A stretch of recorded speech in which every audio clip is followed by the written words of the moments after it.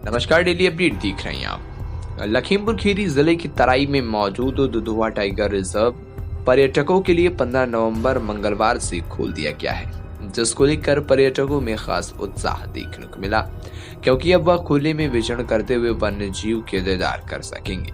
दुधवा के शुभारंभ को लेकर दुधवा पहुंचे वन मंत्री अरुण कुमार ने विधि विधान व पूजा अर्चना करके स्थानीय विधायक रोमी सानी, फील्ड डायरेक्टर संजय पाठक व डिप्टी डायरेक्टर सहित अन्य अधिकारियों की मौजूदगी में फीता काटकर दुधवा टाइगर रिजर्व का उद्घाटन किया गया। इस मौके पर तमाम तरह की वन्य जीवों और पंछियों की प्रदर्शनी का भी आयोजन किया गया। इसके अलावा द नेचर सोसाइटी के अध्यक्ष शेखर श्रीवास्तव के नेतृत्व में बच्चों ने रंगोली सजाई। उद्घाटन के बाद वन मंत्री अरुण कुमार ने मीटिंग हॉल के पास फाउंडेशन की तरफ से बनाए गए पाइट का भी फीता काटकर उद्घाटन किया।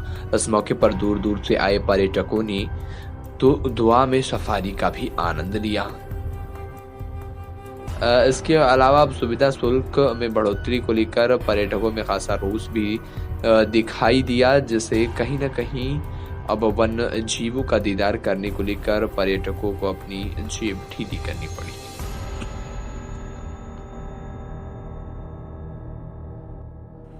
सबसे पहले तो मैं सभी को शुभकामनाएं देना चाहूँगा। आज जो ये 15 नवंबर का अवसर है, इसका सबको इंतज़ार रहता है, जिसमें कि हमारा प्रतिवर्ष पर्यटन सत्र आरंभ होता है। तो इस बार का भी पर्यटन सत्र आरंभ हो रहा है आज के दिन, और इसके लिए जो हमारे माननीय मंत्री जी हैं डॉक्टर अरुण कुमार सक्सेना, वो पधार रहे हैं हम लोगों के बीच, और हमारे विभागाध्यक्ष हैं डॉक्टर मिसेज ममता संजीव दुबे।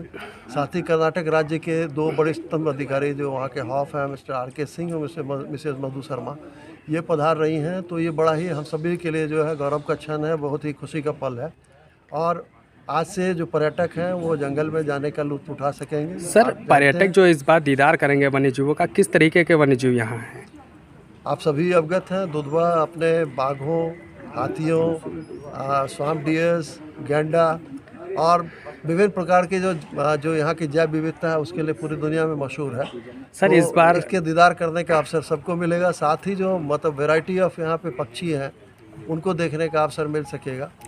सर, इस बार क्या नया है सैलानियों के लिए? सैलानियों के लिए देखिए, जब भी सैलानी आते हैं ये बंद की अवधि के बाद, मानसून की अवधि के बाद आते हैं, तो एक नयापन जंगल में तो प्रतिदिन ही दिखता है, लेकिन उनके लिए भी काफ़ी गैप के बाद ये खुलता है, तो एक रोमांचक अनुभव लेने का अवसर होता है। सबसे तो अच्छी यहाँ की जो आबो हवा है वही होती है। क्या व्यवस्थाएं हैं उनके लिए पूरी, जैसे यहाँ की जो व्यवस्थाएं हैं, जो रुकने की व्यवस्था है, यहाँ पे ठहरने की, खाने की व्यवस्था है और घूमने की व्यवस्था है। घूमने की इस बार जो नई चीज़ होने जा रही है वो ये है कि जो गैंडा परिक्षेत्र में भ्रमण होता था वो पिछले साल सीमित समय के लिए हो पाया था, तो इस बार आरंभ से ही खुल रहा है। हाथी के जरिए लोग जा सकेंगे उसमें, और वाहन के जरिए भी जा सकेंगे। 2 वाहन, प्रातःकालीन सत्र में 2 हाथी होंगे अनुमन्य, और सायंकालीन सत्र में 2 वाहन के जरिए लोग जा सकेंगे। तो एक दिन में लगभग 20 लोगों को ऐसा अवसर मिल पाएगा कि वो गैंडों को देख पाएँ। सर, सुविधा शुल्क इस बार बढ़ाई गई है, क्या है इसका? लगभग 12 साल के बाद यदि आप देखेंगे तो 2010 में जो शुल्क था उसी शुल्क पे अभी तक चल रहा था। तो दुनिया में अब बाकी सारी चीज़ों, सारी कमोडिटीज़ की देखिए तो उसमें मूल्य में वृद्धि हुई है। तो सभी चीज़ों को ध्यान में रखते हुए सबके सर्वसम्मति से निर्णय लिया गया, और इस बार जो है चेंजेस किए गए हैं। और मैं आपको ये भी बताना चाहूँगा कि पहले जब ये शुल्क लेते थे तो मतलब उत्तर प्रदेश सरकार के राजस्व में जाता था, लेकिन सरकार ने मतलब इस चीज़ को समझा कि यहाँ जो आसपास के जो ग्रामीण लोग हैं उनकी काफ़ी महत्वपूर्ण भूमिका रही है जंगलों को बचाने में, तो उनके कल्याणार्थ जो है कार्य किए जाएँ।